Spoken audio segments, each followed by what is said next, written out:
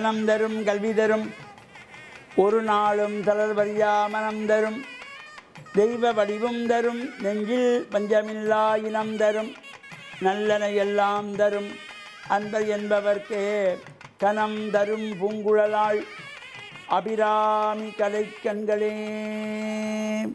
ஓம் நமச்சிவாய. மேன்மைகள் சைவ நீதி விளங்குக உலகமெல்லாம். நோயற்ற வாழ்வே குறைவற்ற செல்வம்.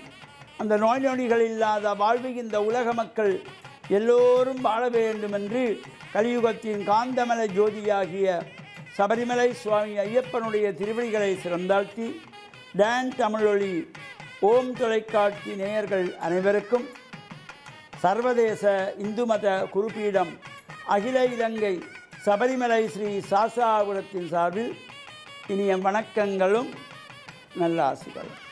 இன்றும் மங்களகரமான குரோதி வருஷம் புரட்டாதி மாதம் 16ஆம் நாள் 2/10/2024 புதன்கிழமை. இன்று மலர்ந்திருக்கின்ற இன்றைய பொழுதும் நம் எல்லோருடைய வாழ்விலும் எல்லா விதமான சிறப்புகளும் வெற்றிகளும் கிடைக்க இறையருளும் குருவருளும் பூர்ணமாக நிறைய வேண்டும் என்று பிரார்த்தித்து இன்று புத வாரம் என்கின்ற புதன்கிழமை. இன்று மகாலய பட்சத்தினுடைய நிறைவு நாள். நாம் இந்த கடந்த 15 நாட்களாக மகாலய பட்சத்தை சிந்தித்து வந்தோம். நமக்கு இந்த மறைந்த பிதர்கள் முன்னோர்களுக்காக செய்யப்படுகின்ற இந்த சிரார்த்தம், இது மகாலய சிரார்த்தம் மிக முக்கியமானது. நாம் தை மாதத்திலே வருகின்ற அமாவாசையோ அல்லது ஆடி மாதத்தில் வருகின்ற அமாவாசையோ அல்லது ஏனைய மாதங்கள் தோறும் வருகின்ற அமாவாசையிலோ தர்ப்பணம் செய்ய பிதர்களுக்கு சிரார்த்தம் செய்ய தவறி இருந்தாலும் அதுக்காகத்தான் இந்த 15 நாட்கள் ஒரு பட்சமாக வைத்தார்கள் மகாலய சிரார்த்தம். இந்த மகாலய சிரார்த்தம் கண்டிப்பாக அப்பா அம்மா இல்லாதவர்கள் ஒவ்வொருவரும் கண்டிப்பாக அனுஷ்டித்து விரதமாக இருந்து அவர்களுக்காக இந்த சிரார்த்தங்களை தர்ப்பணங்களை செய்கின்ற பொழுது வாழ்வில் உயர்வுகள் கிடைக்கக்கூடியது. இல்லங்களிலே சந்தோஷம், ஆனந்தம், மகிழ்ச்சி, நமக்கு தலைப்படுகின்ற காரியங்கள் எல்லாம் நிறைவேற பிதர்களுடைய ஆசி மிக மிக மிக முக்கியமானது.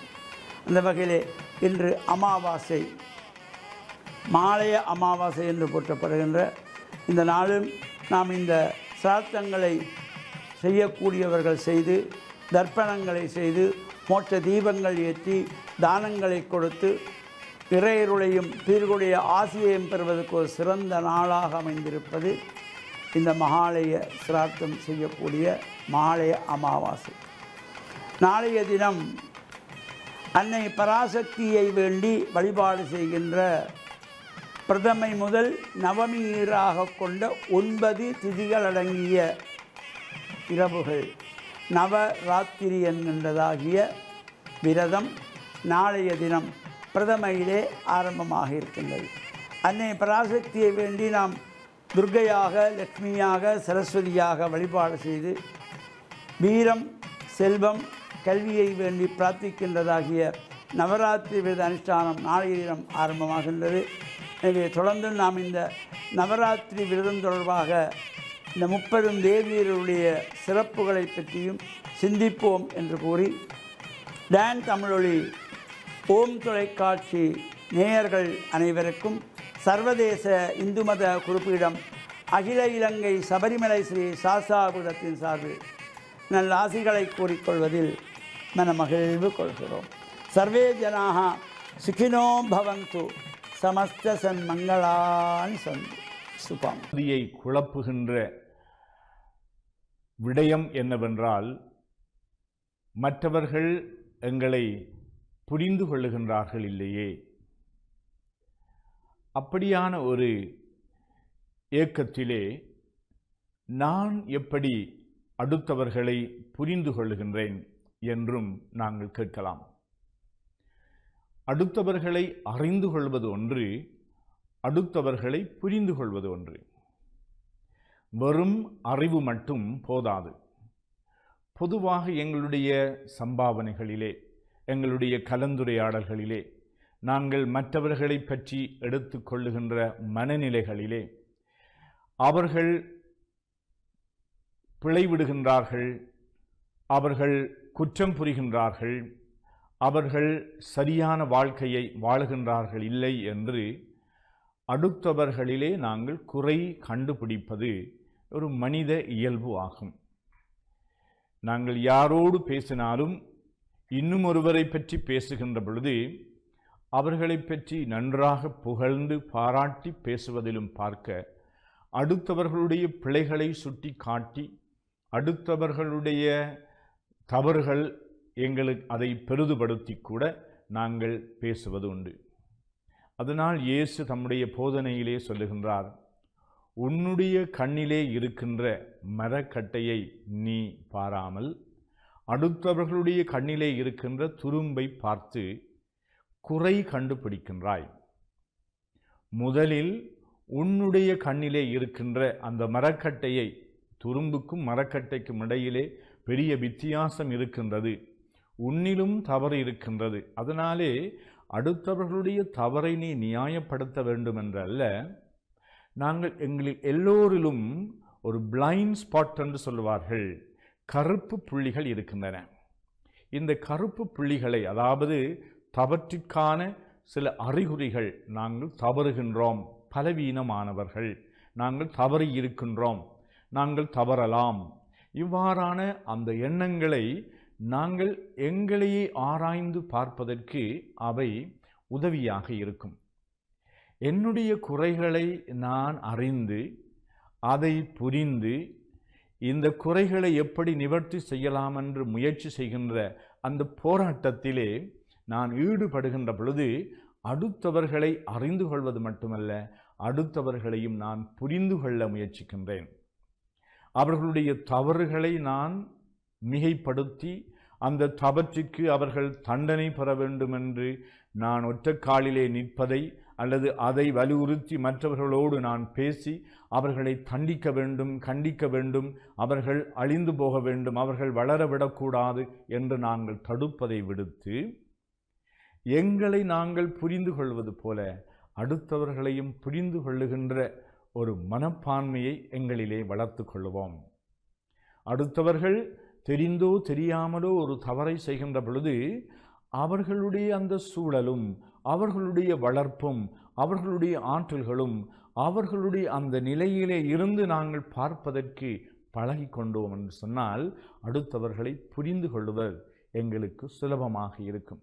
இவ்வாறு அடுத்தவர்களை புரிந்து கொள்ளுகின்ற மனிதர்களைத்தான் இந்த சமூகம் தேடுகின்றது. ஏனென்றால் நானும் நீங்களும் எங்களை தவறாக புரிந்து கொள்ளுகின்றார்கள் அல்லது தவறாக அவர்கள் எங்களை எடை போடுகின்றார்கள், அவர்கள் எங்களை புரிந்து கொள்ளுகின்றார்கள் இல்லை என்று நாங்கள் கூறுகின்ற இந்த ஏக்கத்திற்கு பதில் என்னவென்றால், நானும் நீங்களும் அடுத்தவர்களை புரிந்து கொள்ளுகின்ற இதயம் படைத்தவர்களாக, அதாவது அடுத்தவர்களுடைய நிலைகளை நாங்கள் அறிந்து அவர்களை அவர்களாக ஏற்றுக்கொள்வதற்கும் அல்லது அவர்கள் திருந்துவதற்கான வழிமுறைகளை நாங்கள் சொல்லிக் கொடுக்கலாம். ஆனால் அதனாலே அவர்களை நாங்கள் தள்ளிவிடக்கூடாது, அவர்களை நாங்கள் புறக்கணிக்கக்கூடாது, அவர்களை எங்களுடைய உறவை நாங்கள் துண்டித்து அவர்கள் எங்களுடைய எதிரிகள் என்று நாங்கள் தள்ளிவிடக்கூடாது. இங்குதான் இயேசு கூறுகின்றார், முதலில் உன்னுடைய கண்ணிலே இருக்கின்ற மரக்கட்டையை நீ எடு, அதன் பின்பு அடுத்தவருடைய கண்ணிலே இருக்கின்ற துரும்பை பார்த்து உன்னுடைய கண்ணிலே துரும்பி இருக்கின்றது என்று சுட்டி காட்டலாம். நாங்கள் எல்லோரும் எங்களுடைய சமூகத்திலே மனச்சாட்சிகளாகத்தான் இருக்க வேண்டும். நன்மை எது தீமை எது என்ற அந்த உணர்வை எனக்கு மட்டுமல்ல அடுத்தவர்களுக்கும் சொல்லிக் கொடுக்க வேண்டும். அங்கு அடிப்படையிலே அன்பு இருக்க வேண்டும், அடுத்தவர்களிலே நம்பிக்கை இருக்க வேண்டும், அடுத்தவர்கள் நல்லவர்கள் என்று நாங்கள் ஏற்றுக்கொள்ள வேண்டும். இந்த தவறுகள் அதை புரிந்து அவர்கள் திருந்தி வாழ்வதற்கு நாங்கள் நல்ல மனச்சாட்சிகளாக விளங்க வேண்டும் என்று இந்த நாளிலே இறைவனிடம் அருள் வேண்டுவோமாக. ஆமென்.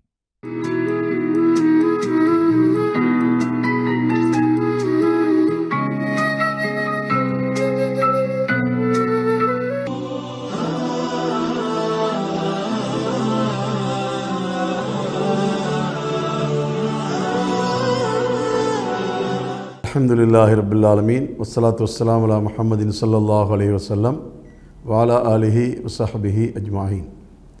அன்புள்ள நேயர்களே, சகோதரர்களே, இன்றைய காலை பொழுதிலே உங்களை சந்திப்பதில் மகிழ்ச்சி அடைகிறேன்.